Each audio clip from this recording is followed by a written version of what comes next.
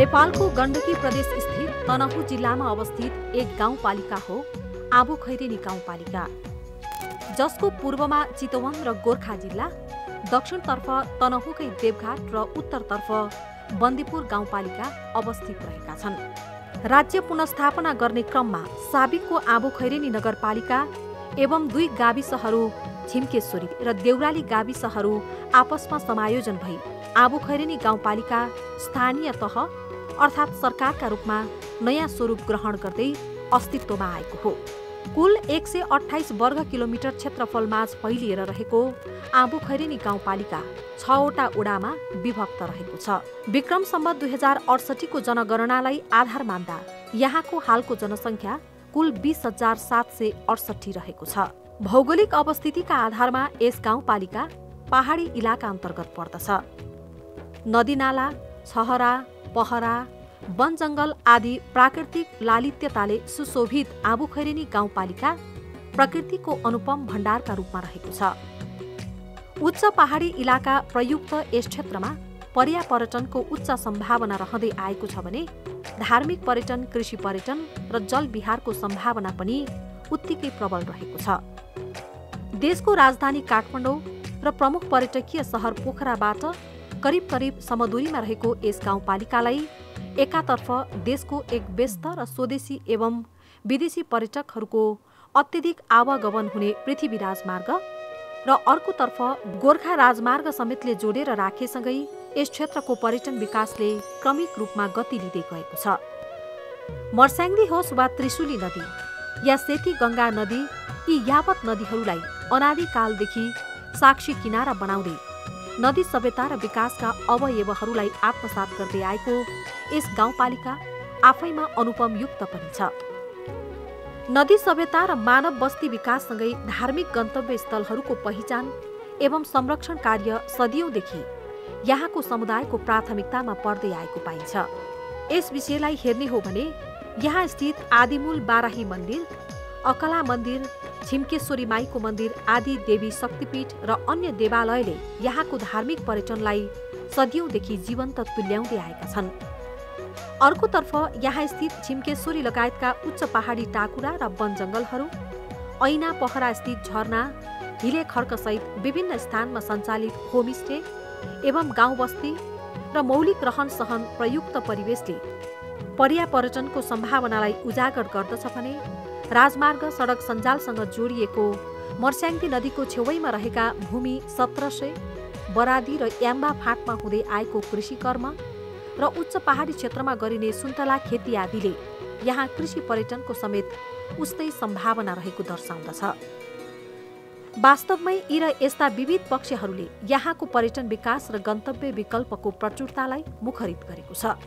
आबुखैरेनी गाउँपालिकाभित्र रहेका प्रसिद्ध पर्यटकीय स्थलहरूमा आँधीमूल, ऐना पहरा र छिम्केश्वरी पर्दछन्, जहाँ घुमघामका लागि भनेर दिनहुँ जसो सयौंको संख्यामा पर्यटकहरू आउने गरेको भेटिन्छ। आबुखैरेनी स्थित वडा नम्बर 1 मा अवस्थित आदिमूल बाराही मन्दिर यहाँको एक प्रसिद्ध धार्मिक तीर्थस्थल हो। पृथ्वी राजमार्ग स्थित 1700बाट करिब 2 किलोमिटरको दूरीमा अवस्थित यस मन्दिर करिब 5 मिटरको मोटर सवार र 15 देखि आधा घण्टा बीचमा पैदल यात्रा तय गरी पुग्न सकिन्छ। सनातन हिन्दू धर्मावलम्बीहरूको आस्थाको केन्द्रको रूपमा रहेको यहाँ स्थित मन्दिरभित्र विराजमान शिलालाई परापूर्व कालदेखि नै दैवी शक्तिका रूपमा पुजिँदै आएको पाइन्छ। किम्वदन्ती अनुसार एक चेली मावली जाने क्रममा बीच बाटोमा पर्ने जङ्गलको मध्यभागमा आइपुग्दा ठूलो आँधी बेहेरी आएकाले उक्त आँधीबाट जोगिन त्यहाँ स्थित ठूलो चापको रुखफेदमा रहेको ओडारमा ओत लाग्न गई त्यहीबाट अलप भएको र पछि मावलीतिरको वृक्षलाई दर्शन दिई उक्त वृत्तान्त सुनाउँदै आफू आदिमूल बाराहीको रूपमा प्रकट हुने र नित्य नसके पनि पूर्णिमाको दिन धूप दीप गरी पूजा अर्चना गर्न आदेश दिएको भन्ने जनविश्वास छ। साथै उक्त स्थानमा शिला उत्पन्न भएको र सोही रुखको फेदबाट निस्किएको पानीको मूललाई पोखरीमा परिणत गरी सोही समयदेखि आदिमूल बाराही र पोखरीमा उत्पन्न माछालाई मत्स्य अवतारको रूपमा पूजिन थालिएको भन्ने जनश्रुति रहेको पाइन्छ।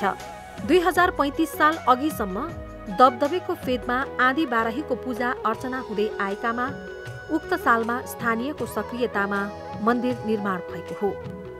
यस आँधी बाराही मन्दिरमा परापूर्व कालदेखि नै प्रत्येक साल हरिबोधिनी एकादशीको दिन फूलको डोली ल्याएर विसर्जन गर्ने एवं मन्दिर परिसरमा तोरण टाङ्ने परम्परा रहेको छ।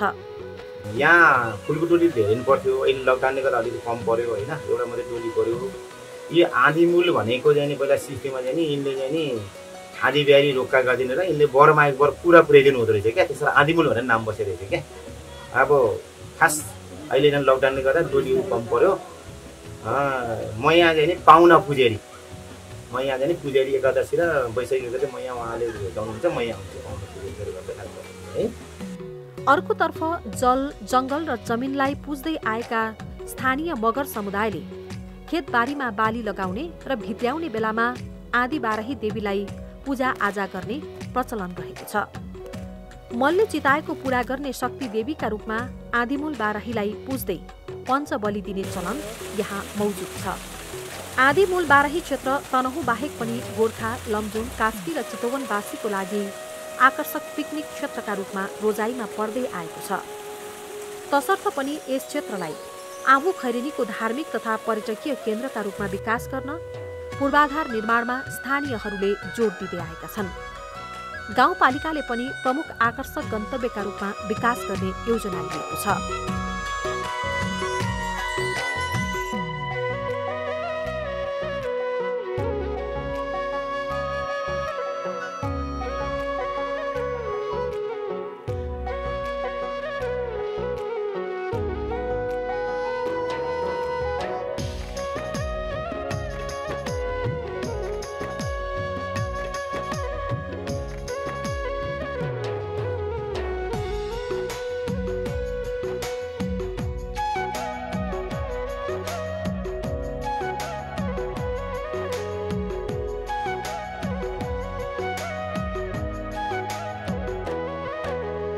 यहाँको अर्को आकर्षक गन्तव्य स्थलमध्ये अग्रणी स्थानमा पर्ने ठाउँ हो ऐना पहरा, जुन साहसिक खेल पर्यटनका लागि उपयुक्त र प्रसिद्ध मानिन्छ।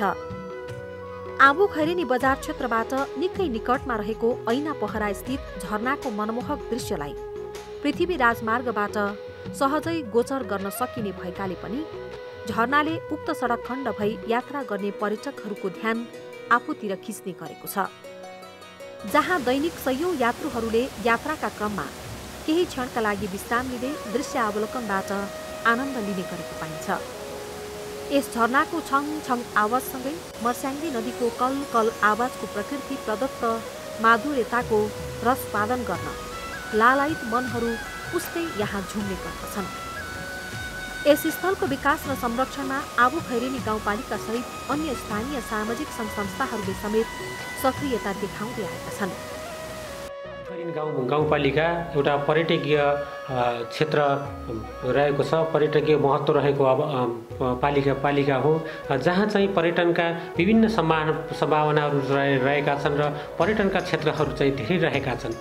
गण्डकी प्रदेशको प्रवेशद्वार जहाँ चाहिँ हामी मुगलिनबाट हामी आफूगढी गाउँपालिकामा प्रवेश गर्छौँ, त्यहाँबाटै हामी प्रवेश गर्दाखेरि हामीले मनोहक दृश्यहरू चाहिँ देखिरहेको अवस्था चाहिँ छ।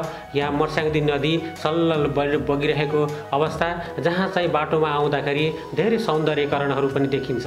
आउँदै गर्दै क्रममा चाहिँ बिचमा ऐना पहरा भन्ने एउटा राम्रो छहरा चाहिँ रहेको छ, जुन छहरा चाहिँ असाध्यै मनोहक, असाध्यै रमाइलो लाग्ने खालको चाहिँ छ।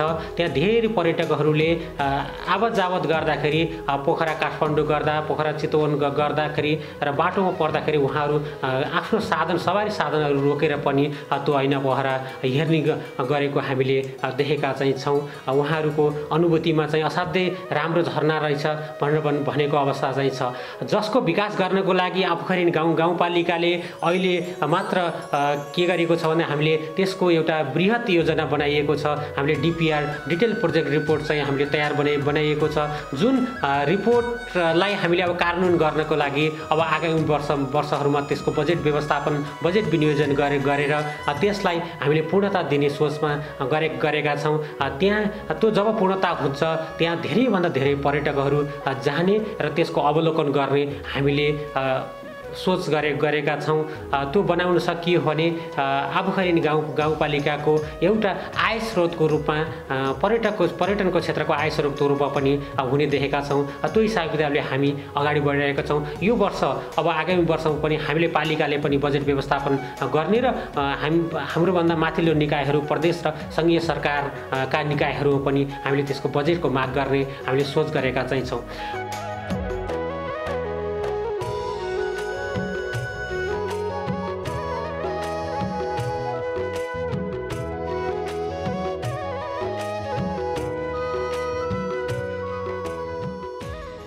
यसै गरी यहाँको अर्को महत्त्वपूर्ण पर्यटकीय गन्तव्य स्थलमा छिम्केश्वरी पर्दछ।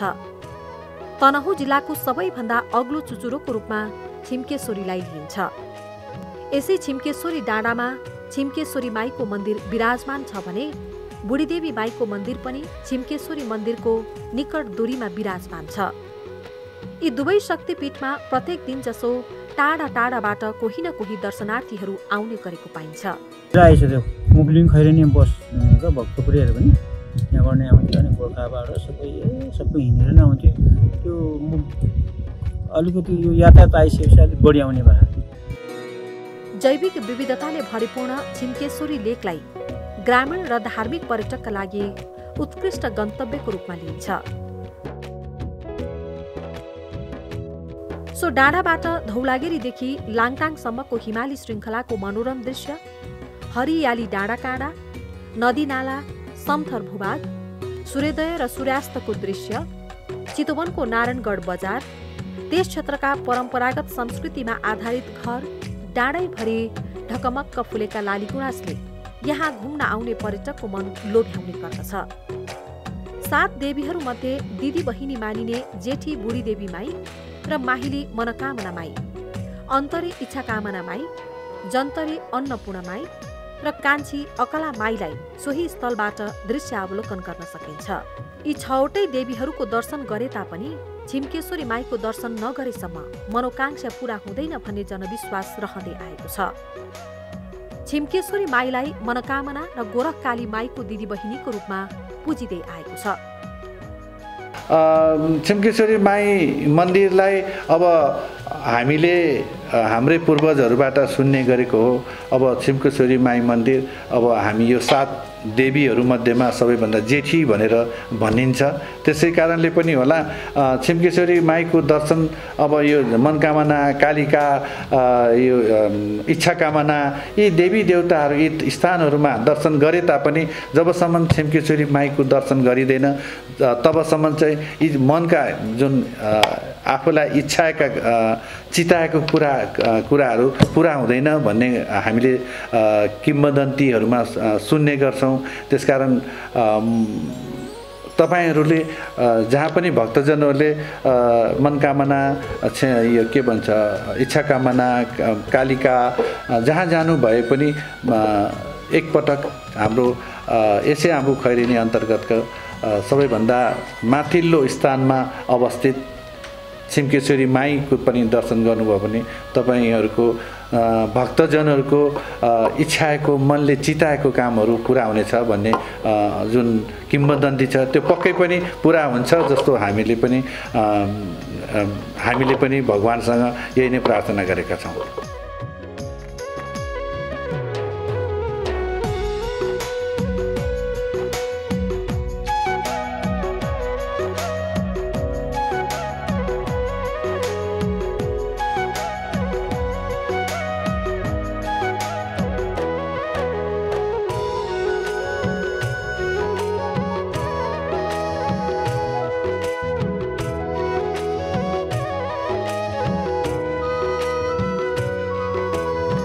आबु खैरेनी गाउँपालिकाको वडा नम्बर 5 मा अवस्थित यस मन्दिरको जीर्णोद्धार कार्य हाल जारी छ।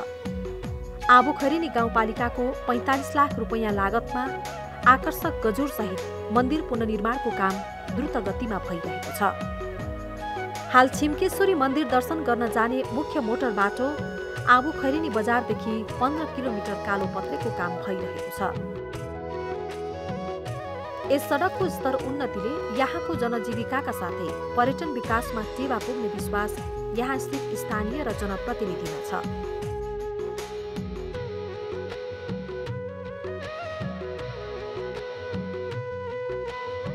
छिम्केश्वरी माई मन्दिर जानको लागि त यहाँबाट खासै त्यति मोटरेबल बाटो छ, तर त्यहाँ अहिलेको बसोबास गर्नको लागि, त्यहाँ गएर बस्नको लागि होमस्टे त हामीले लाप्टी भोटेश्वरमा होमस्टे त बनाएका छौँ। हाम्रो मतलब भक्तजन लगायत कोही दर्शनार्थी, कोही पर्यटकहरूले जान चाहेको अवस्थामा आबु गाउँपालिकासँग सम्पर्क राखेर आबु उहाँको जुन लाप्टी भोटेश्वरमा हामीले होमस्टे बनाएका छौँ, त्यहाँका सञ्चालकहरूसँग हामीले समन्वय गराएर उहाँको बस्नको लागि पनि राम्रो व्यवस्था हामीले आबु खैरेनी गाउँपालिका गर्दै आइरहेको छ।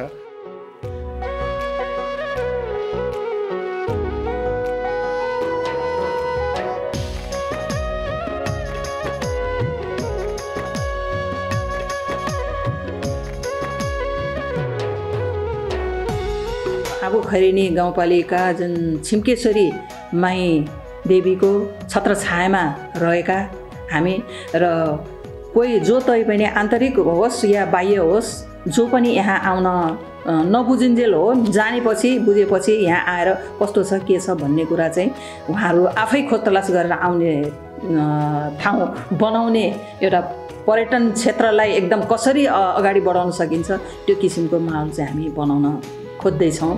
त्यो किसिमको बजेटिङ पनि हामीहरूले आगामी दिनमा चाहिँ गर्दैछौँ। यहाँ स्थित अकला माईको मन्दिर क्षेत्र अर्को दर्शनीय ठाउँ हो।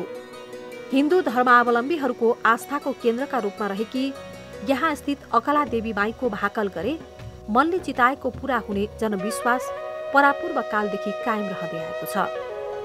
स्थानीय सेरोफेरो बाहेक पनि अकला माईको चर्चा निकै टाढा टाढासम्म फैलिएर रहेको पाइन्छ। यहाँ धर्मावलम्बीहरू दैनिक जसो पूजा अर्चनाका लागि आउने गर्दछन्। आबु खैरेनी गाउँपालिका भित्रको अर्को विशेषता भनेको ग्रामीण पर्यटन हो, जहाँ होमस्टेको मजा लिनका लागि भनेर स्वदेश एवं विदेशबाट वार्षिक हजारौंको संख्यामा पर्यटकहरू आउने गर्दछन्। यहाँ स्थित लाब्दी, पौवा, भुकुण्डे, हिलेखर्क, राणा गाउँमा ग्रामीण पर्यटन प्रवर्धन गर्ने हेतुले होमस्टे कार्यक्रम सञ्चालन गरिएको छ।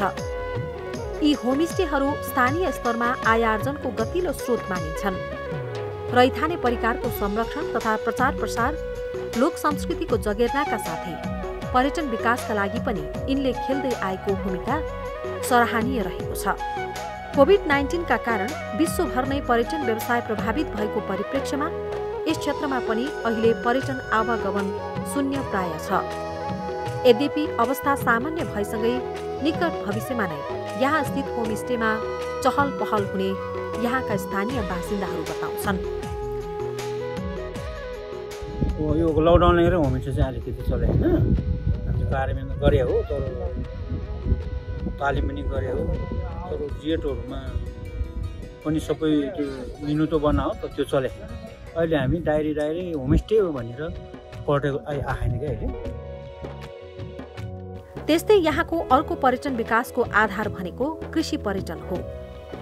मर्स्याङ्दी नदीको सेरोफेरोमा अवस्थित यहाँ स्थित 1700 बरादी र याम्बा जस्ता उब्जनीयुक्त फाँटमा अभ्यस्त कर्मठ हातहरूको मेहनत र कृषि पेसाप्रतिको लगावलाई निहाल्ने वा उच्च पहाडी क्षेत्रमा गरिने सुन्तला खेती आदिको बारेमा ज्ञान बटुल्ने लालसा बोकेका तमाम कर्मवीरहरूको जिज्ञासा मेटाउने साझा पाठशाला पनि रहँदै आएको छ आबु खैरेनी गाउँपालिका।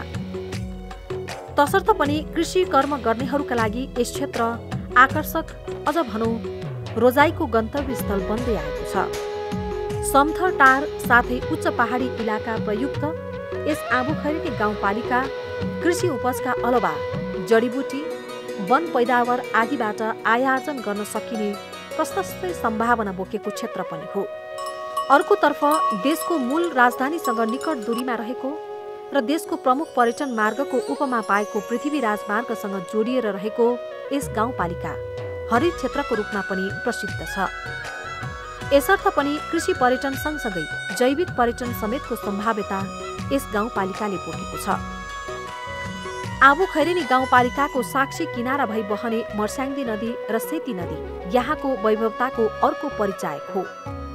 यो किन पनि हो भने अपार जल सम्पदाको खानीका रूपमा रहेका यी दुई नदीहरू जलविहार र जलविद्युत उत्पादनका लागि प्रबल सम्भाव्यता बोकेका प्रमुख नदीहरू मध्येमा गनिन्छन्।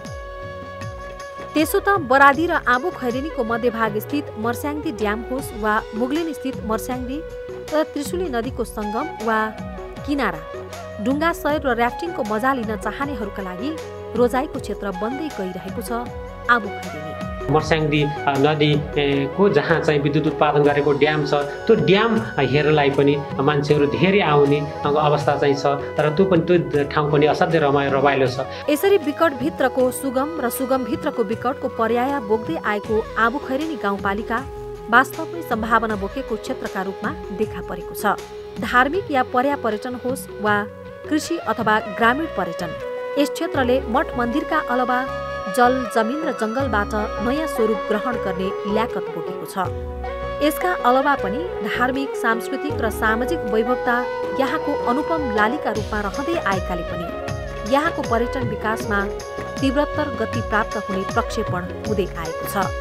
त्यस्तै सांस्कृतिक रूपमा सम्पन्न विभिन्न जनजातिहरूको प्रचलित संस्कार, परम्परागत मौलिक नृत्य, वेशभूषा, रहनसहन आदिले पनि यहाँको पर्यटन सम्भावनाको पुष्टि गर्दछ।